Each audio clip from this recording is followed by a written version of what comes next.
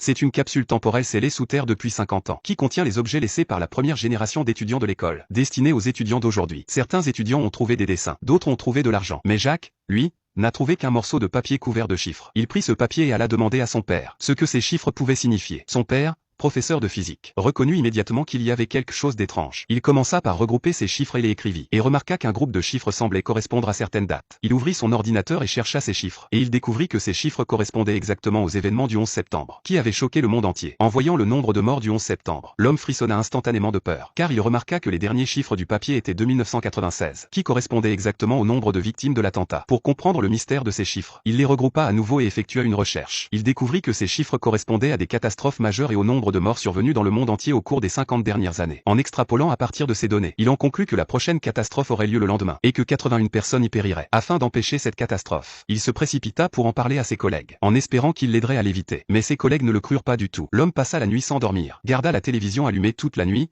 attendant que la catastrophe se produise. Il s'endormit sur le canapé jusqu'à midi, mais aucune nouvelle de la catastrophe ne vint. Dehors, une pluie battante se mit à tomber. L'homme, désespéré, se résigna à aller chercher son fils à l'école. Sur le chemin, il se retrouva soudainement coincé dans un embouteillage. Il remarqua les coordonnées GPS sur son navigateur, et réalisa soudain que quelque chose n'allait pas. Il sortit précipitamment le morceau de papier mystérieux et l'examina, et il constata que les chiffres indiquant la catastrophe imminente coïncidaient exactement avec les coordonnées actuelles. Confus, il se hâta de sortir de sa voiture, et demanda à un policier ce qui se passait sur la route. Mais quand le policier le vit, on aurait dit qu'il venait de voir quelque chose de terrifiant.